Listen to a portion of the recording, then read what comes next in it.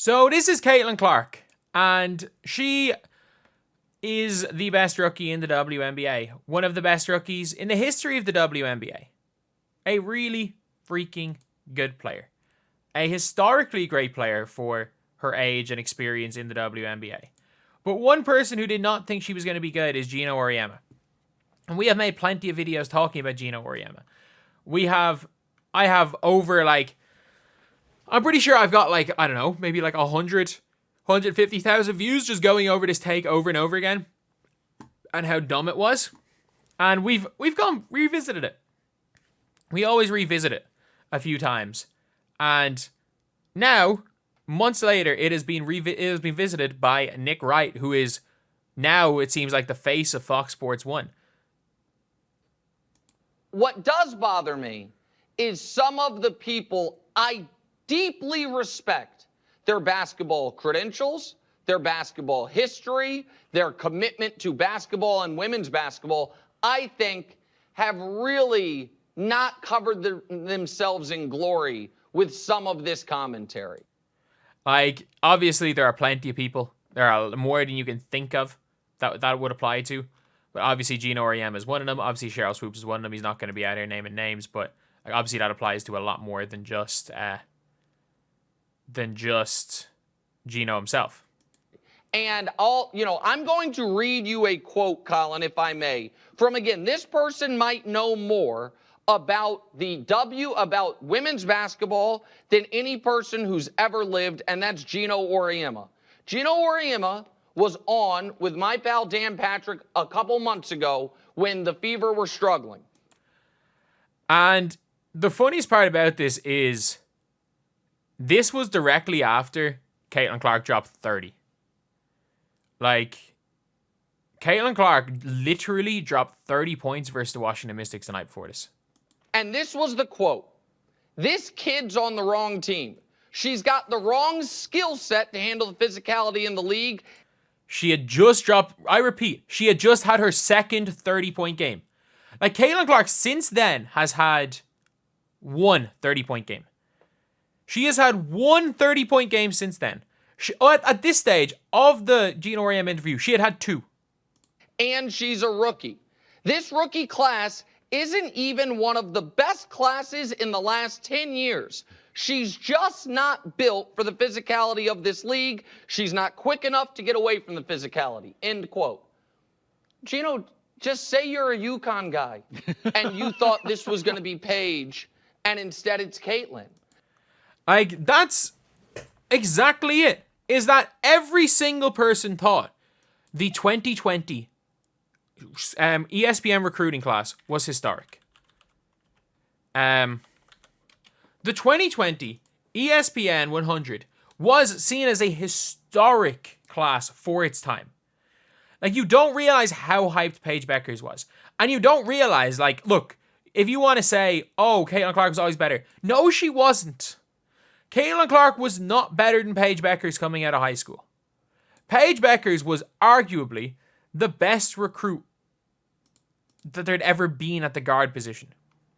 Or at the lead guard position. She had no flaws. A difference maker and the top prospect in class 2020. She was that good. She was, again, she was literally the college player of the year as a freshman. Better than Ryan Howard. She was winning MVPs on Team USA teams 2 years older than her. She was better than Ryan Howard, better than Jordan Horston, better than Caitlin Clark. And look, I know Caitlin Clark put up better stats. Caitlin Clark, when it's all said and done, is the better of these players. Especially because, Lisa Bluder molded Caitlin Clark into being maybe having GOAT trajectory. I'm not going to say Caitlin Clark does not have GOAT potential. Caitlin Clark has GOAT potential. But you got to give a lot of credit where credit's due to Lisa Bluder. Because if you guys didn't see in high school, Paige Beckers played with as much freedom in high school as Caitlin Clark did. Paige Beckers, I know she got that first injury, but she was playing with she was being coached in the Geno Auriemma style of basketball. Which is obviously she played more efficiently than Caitlin Clark did, but she didn't do as much good. But this class, literally the top 5 are all going to be other than Angel Reese top 5 draft picks. Diamond Johnson is in the W right now. Isn't she? Haley Van Lith will be drafted next year. I don't know where she'll be drafted. She'll be drafted. Tahina Paopao is going to be a first-round pick. Is there anyone else in this class going down lower? Not that I can see. Either way, I think this was at the top a historically good class. And if you want to say, and again, the one that chose to go to UConn, the number one who chose to go to UConn, just never panned out. Never panned out. Like in 2016, obviously that was Sabrina Ionescu year. Sorry, 2015. You had your Katie Lou Samuelson, and he's still talking about, like, Geno Auriemma still is out here talking about how great Katie Lou Samuelson is to this day. And I'm like, man, Katie Lou Samuelson, I like Katie Lou Samuelson as a person. Katie Lou Samuelson has not been good at any stage in her WNBA career. I don't know why the Fever signed her. Like, I understand you can't trade somebody because they've been pregnant, but giving someone a max contract coming off a year out from obviously having a kid, which is fair enough, but like they gave her a max, and that was coming after a 9-point per game year with the Sparks. Like, she averaged 9 points a game, then had a kid and took a year off and got a damn max. And she's not even the better she's not even the best Samuelson. Her sister's better than her. But like, that's the thing when it comes to Geno Auriemma. He is like loyal to a fault to UConn. And one part of the quote that he didn't mention, that Nick Wright did not mention, is Geno Auriemma. Before that, he said, or was it maybe it was after that? He goes, I know about the best players in the league. I've coached them all. And I think that's what the problem was, is that we've seen with Team USA selections that Geno Auriemma, like, he didn't pick the literal MVP and champion Neko Wumake so that he could bring Breanna Stewart out of college. Like, he will pick a UConn player over a non-UConn player every single time for Team USA. And that's where the issue is with this, is that Nick Wright's on the money. Caitlin Clark didn't go to UConn. Everything that Geno Auriemma wants in a guard, everything that Geno Auriemma wants to play basketball, and the way of basketball that got him however many national championships, more than I can even count. One, that style doesn't really work anymore. Two, these young players aren't growing up playing that style of basketball. And two, you have not won a championship in 7 years. Dawn Staley's overtaken you. Dawn Staley is what you used to be.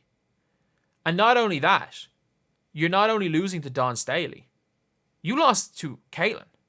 You lost to Caitlin Clark, Hannah Stolke at center, Gabby Marshall guarding Paige, with Paige what? Having a 7-inch height advantage? Like, Geno might have lost his touch a little bit. And again, look, Geno Auriemma is one of the greatest coaches of all time. He's a Hall of Famer. He's one of the greatest college coaches ever. Has earned every cent that he's been paid from UConn. But Nick Wright is on the money that Geno Auriemma has been blinded by, not just that she didn't go to UConn, that she plays a style so foreign to the WNBA that you think that the play style is wrong for the WNBA. When the reality is not that Caitlin Clark's play style can't work, is that Caitlin Clark's play style can't be guarded because none of these players know how to deal with it. These players that grew up and played through college with 4 of your Genos, 4 of your Dawn Staleys, who played that old brand style of WNBA basketball, which is NBA basketball from 25 years ago. And now you've got Caitlin Clark and Iowa playing a run and gun offense. It wasn't even advanced. What the Fever are doing isn't, or what even Iowa did, isn't even advanced. It's like what D'Antoni did 20 years ago. It's just that obviously what D'Antoni did was revolutionary 20 years ago, and the women's game seems to be 25 years behind tactically. I don't know.